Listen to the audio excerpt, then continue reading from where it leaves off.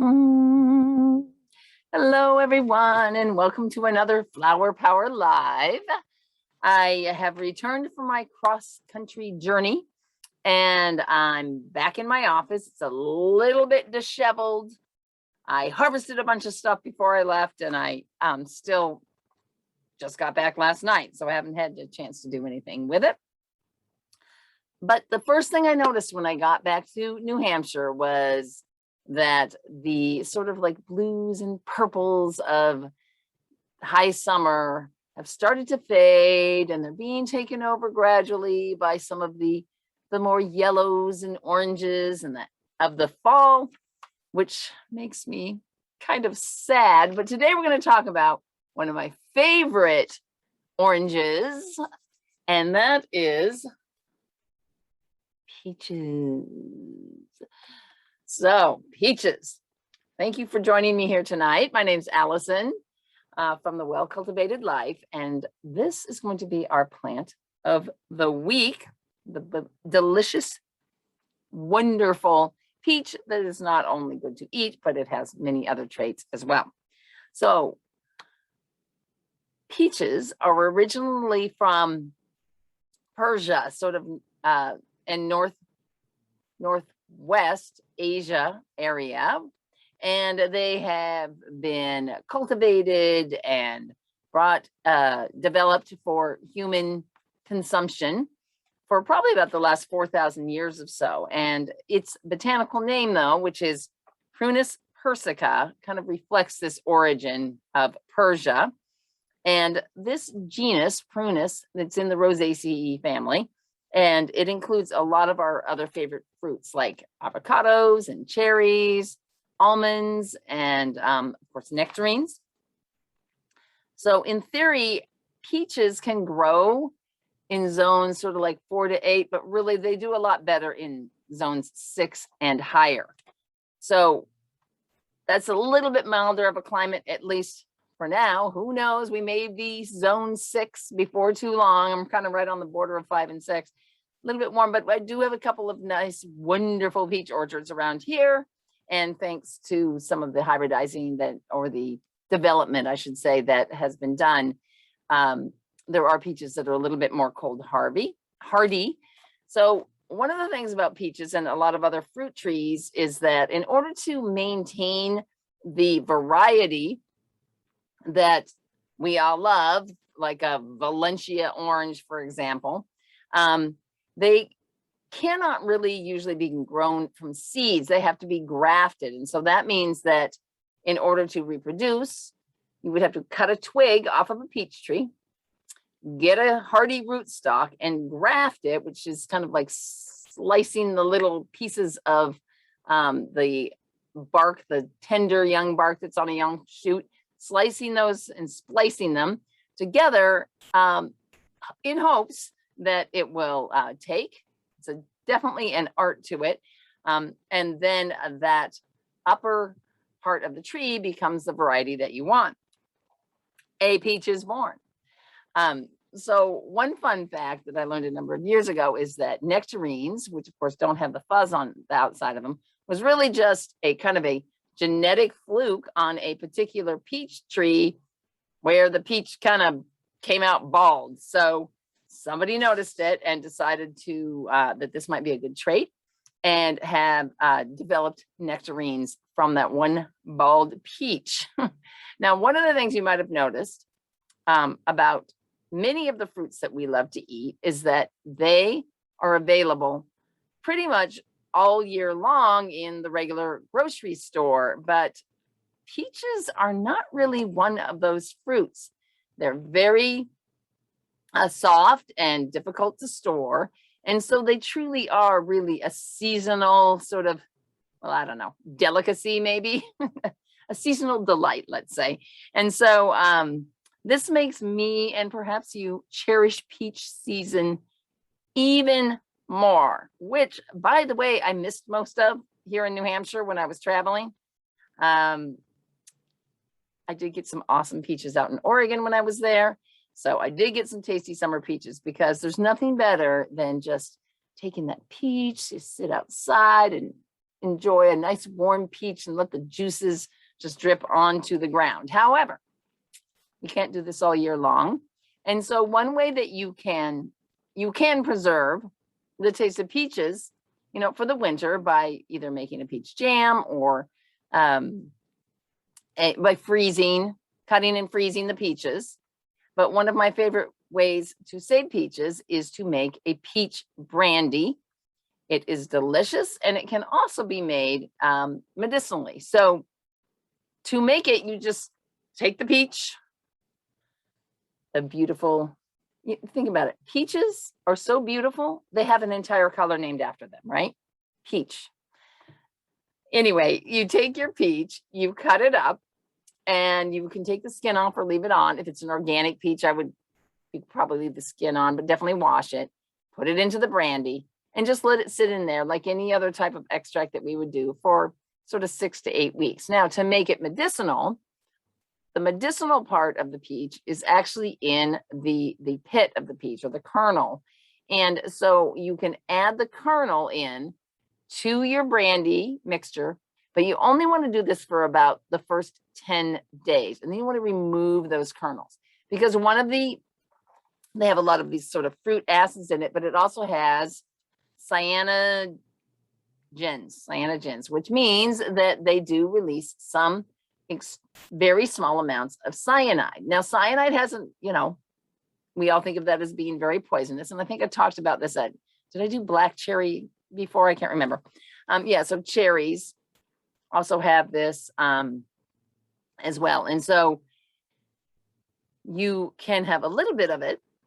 And what it does is it helps to relax and sort of slow down the mitochondria in your cells. So that means that it reduces your energy, and it's usually indicated for conditions that are dry, hot, and red. And so looking at a person's tongue diagnosis is a great way to see dry, hot, red. A dry cough is one of the way that it's often used. And so it helps to moisten and cool. Now, because of the content, this is not something that you would want to use as a daily tonic, right? This is really used for an acute condition. However, you can just make your peach brandy without the kernels, still get some of the benefit out of it, and be able to sip it whenever you desire. Last year, I made some peach, fennel, and thyme together that have some other of these properties that are helpful in just sort of keeping infection away and so on. And that was really, really good. Really good. So now peaches are often used for children, which seems weird because I just told you that it's kind of strong. But one, like I've talked about before, a lot of plants, maybe the root is the most potent, and then the stem is more potent, and then the berries or the fruit are less. So the potency varies among the different parts of the plant. And in this case, the kernel is the most potent, but the twigs and leaves are less potent, and the flowers are the least potent. So what's often recommended for children is to do make a syrup out of the peach blossoms. Now, I personally would have a really hard time picking peach blossoms because that means I'm not going to get any peaches from those blossoms. So perhaps you just make a very small amount. And if you've been watching my show for a while, you know that this year I've been experimenting around with glycerite. So I'll have to look into that and see if a peach glycerite might be a good option as well. So you can make a syrup, which is basically just boiling it in water and adding a sweetener. Or you could make an infusion, a tea of the twigs themselves, just like a weak infusion. And this would be safe enough to use for children.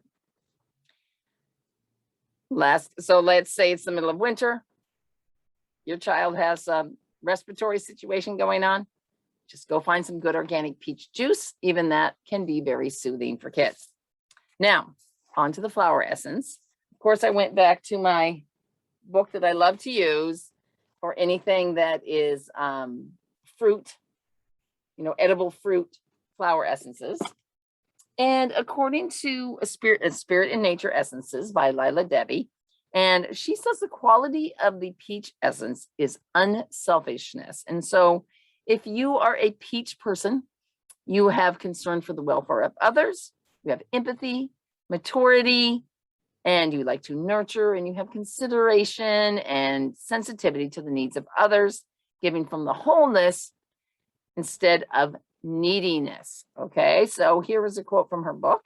Expansive love and thinking of others' needs before one's own are the hallmarks of peach.